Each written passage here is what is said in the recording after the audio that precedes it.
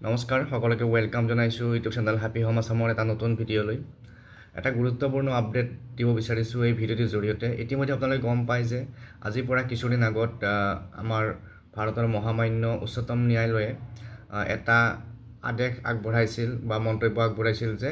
দেশৰ প্ৰতিজন শিক্ষকে যিসকলে টেট কোৱালিফাই কৰা নাই বা যিসকলৰ 5 বছৰতকৈ বেছি দিন চাকৰি আছে তেওঁলোকে টেট কোৱালিফাই কৰিব লাগিব বা টেট পাছ যদি নকৰে শিক্ষকৰ চাকৰিৰ কাৰণে বা শিক্ষক হ'ব নোৱাৰিব বা তেওঁলোকক অব্যাহতি দিয়া হ'ব তো এনেকুৱা ধৰণৰ এটা চৰ্চা এটা আমাৰ গোটেই দেশত চলিছিল গতিকে এই সম্পৰ্কীয় এটা বিষয় লৈ পেলাই আমাৰ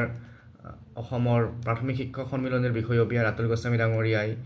ফেচবুক যোগে এটা পোষ্ট দিছে আৰু সেই পোষ্টটো আপোনালোকৰ লগত শ্বেয়াৰ কৰিব বিচাৰিছো তো ইয়াত দেখিছে কি লিখা আছে ইয়াত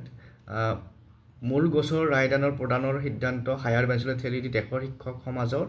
প্ৰতি ভাবুকি সৃষ্টি হোৱা মহামান্য উচ্চতম ন্যায়ালয়ৰ আদেশ পুনৰ বিবেচনাৰ বাবে আজি প্ৰথমে ৰাষ্ট্ৰীয় গোচৰ সমিতিয়ে আলোচনা কৰাৰ পিছত উচ্চতম ন্যায়ালয়ৰ অধিবক্তা বিক্ৰম হেগড়েৰ সৈতে আলোচনা হয় অৰ্থাৎ এই যেটো আমাৰ মহামান্য আদালত উচ্চতম ন্যায়ালয়ে যি মন্তব্য আগবঢ়াইছিল বা আদেশ দিছিল এই বিষয়টো পুনৰ বিবেচনাৰ বাবে ৰাষ্ট্ৰীয় পৰ্যায়ত ৰাষ্ট্ৰীয় গোচৰ সমিতিয়ে আলোচনা কৰে তাৰ পিছত উচ্চতম ন্যায়ালয়ৰ অধিবক্তা বিক্ৰম হেগড়েৰ সৈতে আলোচনা হয় অৰ্থাৎ ৰাষ্ট্ৰীয় শিক্ষক সংগঠনসমূহে এই বিষয়টো লৈ পেলাই কাৰ্যব্যৱস্থা হাতত লৈছে আৰু ইয়াৰ এই ব্যৱস্থাটো বা এই যেটো বিষয় ওলাইছে এই বিষয়টোৰ যাতে পুনৰ বিবেচনা হয় তাৰে কাৰণে ব্যৱস্থা গ্ৰহণৰ কাৰণে ৰাষ্ট্ৰীয় পৰ্যায়ত ব্যৱস্থা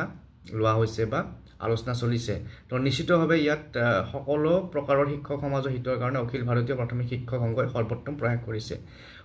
অখিল ভাৰতীয় প্ৰাথমিক শিক্ষক সংঘ যেটো এটা ৰাষ্ট্ৰীয় পৰ্যায়ৰ শিক্ষক সংগঠন আছে তেওঁলোকে এই অৱস্থা গ্ৰহণ কৰিছে গতিকে এইটো আমাৰ শিক্ষক সমাজৰ কাৰণে নিশ্চয় ভাল খবৰ কাৰণ কিয় এই যেটো সুপ্ৰিম কোৰ্টৰ ৰিসেন্ট যেটো ৰিমাৰ্ক এইটোক লৈ পেলাই আমাৰ সমাজত বা আমাৰ শিক্ষাখণ্ডত এটা যথেষ্ট চিন্তনীয় বিষয় হিচাপে চৰ্চা লাভ কৰিছে গতিকে এই যদি আমাৰ যিসকল সকলো ছাৰ বাইদেৱে যদি টেট পাছ কৰিব লগা হয় বা টেট দিব লগা হয় তেতিয়াহলে নিশ্চয় তেওঁলোকৰ ক্ষেত্ৰত অন্যায় কৰা হ'ব কাৰণ কিয় তেওঁলোকৰ যিখিনি অভিজ্ঞতা সেই অভিজ্ঞতাই হওক বা তেওঁলোকৰ যিখিনি ইমান বছৰে চাকৰি কৰাৰ যি ত্যাগ সেই ত্যাগক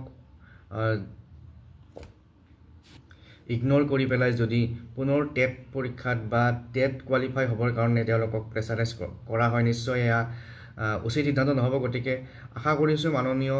বা মহামান্য উচ্চতম ন্যায়ালয়ে এই বিষয়টো পুনৰ বিবেচনা কৰিব আৰু যেটো এতিয়া চিন্তা হৈ আছে চিন্তাটো দূৰ হৈ যাব গতিকে ৰাষ্ট্ৰীয় পৰ্যায়ত আলোচনা হৈ আছে এইখিনি আপোনালোকৰ লগত শ্বেয়াৰ কৰিলো আৰু ইয়াত দেখিছে আলোচনাত আমাৰ ৰাষ্ট্ৰীয় পৰ্যায়ৰ যে শিক্ষক সংগঠন অখিল ভাৰতীয় প্ৰাথমিক শিক্ষক সংঘই প্ৰচেষ্টা আগবঢ়াইছে গতিকে আজিৰ এই ভিডিওটিত এইখিনি আপডেট আপোনালোকৰ লগত শ্বেয়াৰ কৰিলো পুনৰ লগ পাম নেক্সট ভিডিওত থ্যাংক ইউ